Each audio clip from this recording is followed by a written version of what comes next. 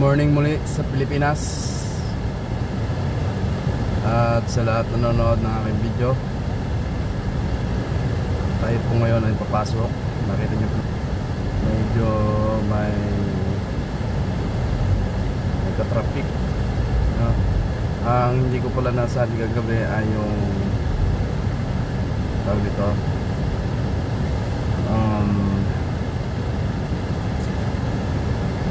roundabout. Ayun, yung roundabout dito, rotonda sa atin. Always give right side. Yun ang aking natutunan dito. At dahil nga sa atin ay iba ang rules. At tandaan nyo guys, ang manubela ay kanan, hindi kaliwa. Kaya tignan mo habang ako nagdadrive. Tsaka pansin nyo yung aking mga kasunod, laging kanan. Kanan. Tignan nyo po ang aking minamaneho. Ayan, kanan nandito sa aking right side. Kaya dito sa New Zealand, maninibago ka po ikaw pumunta rito. May mga rules, highway, talaga malilito ka lang sa una. Pero kung ikaw ay talagang nagda-drive na, ay sandali lang sa'yo. Pero guys, tandaan nyo, test drive pa kayo pag pumunta dito. At kailangan yung dumaan sa maliit na butas na karayom bago kayo makapasok. Kaya yung mga nagbabalak sa mga mag-apply na New Zealand ay laging tandaan, kung kinaya nila, kaya mo din. See? So yun lang. Kaya nga mga kapatid, ay always pray.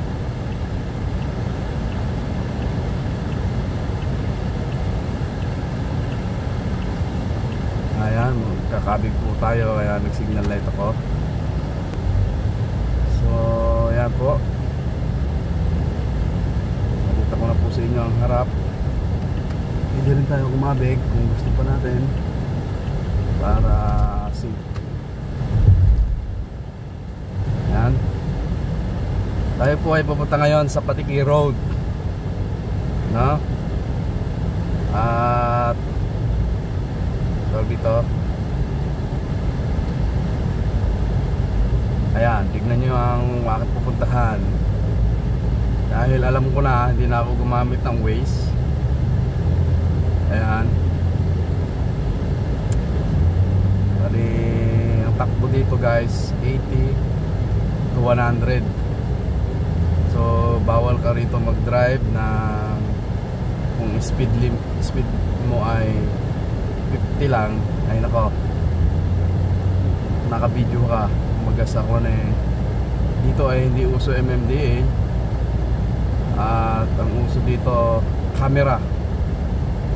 Kaya nga kayo kung nagda-drive, always talagang careful. Hindi pa pwedeng hindi titingin. Ayan lang guys. Ayan, kita nyo po yung aking dinadaanan ay talagang mainit ah.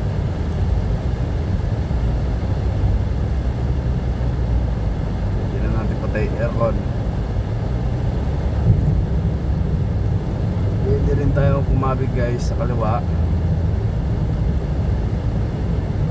dahil tayo ay malapit nang kumabig sa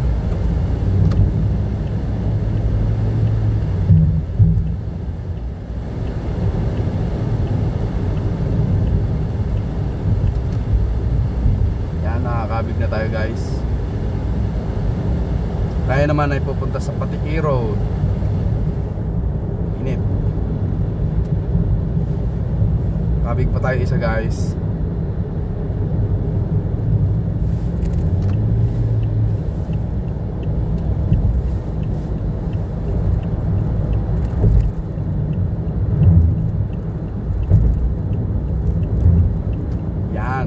nakakabig na tayo.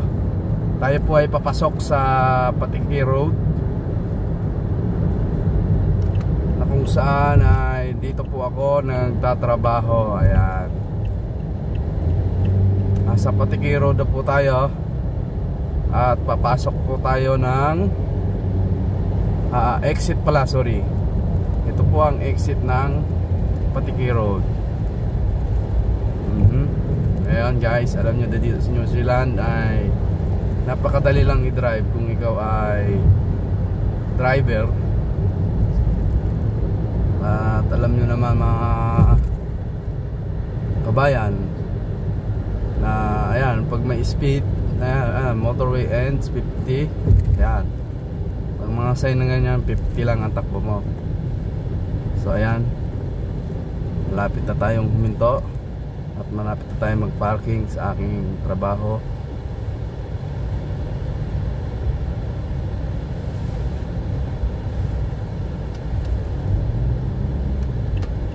Kung nakikita nyo guys, yung Ecolone, ayan, yung green, diyan po tayo magtatrabaho. Okay, ayan, pero kailangan natin mag-park.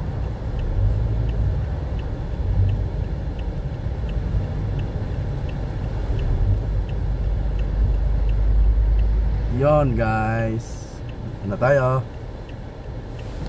Kakabig na ako dito. Kakabig na po tayo dito sa kanan. Hintay lang natin makatawid tong isa. Okay, pwede na. Oops, ano na, ano lang. Langanin tayo at dahil bibilis ng takbo baka tayo ay mahagip.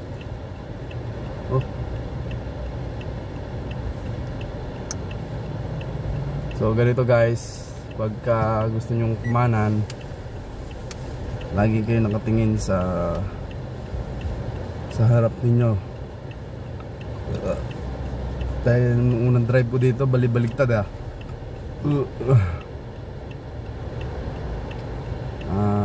baligtad yung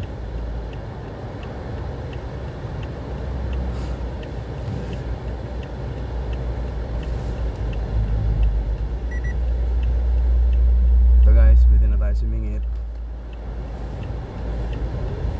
Okay.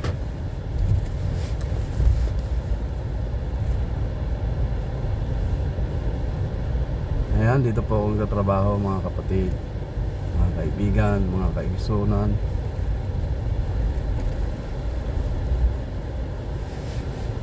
Ayan, namang videohan.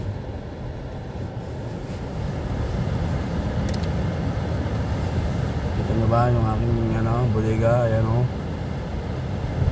po tayo ng magtrabaho.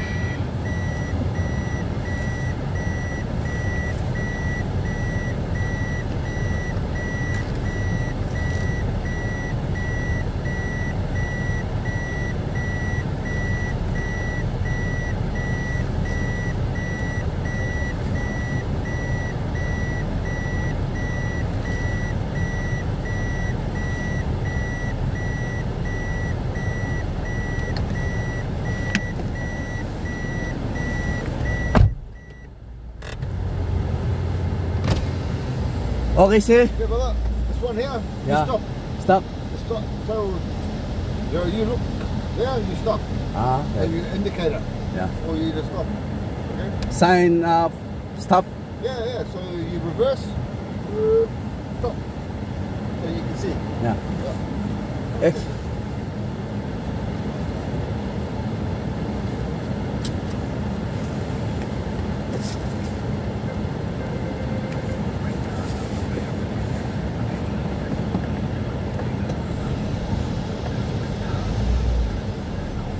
was among the many Pacific players who spoke out, saying that Farrell should not escape punishment.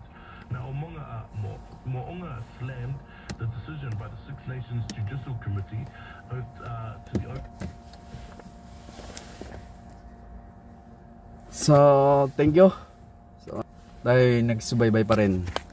Tayo na po ay magbabalik trabaho na at mag-pray tayo bago magpa-alam at magwalay-walay. Salamat po banal na Diyos sapagkat Diyos po sa akin dito ligtas, pinupuri kita at nasamba sa pangalan ni Jesus. Amen. Limutan ko pala guys, Sarah.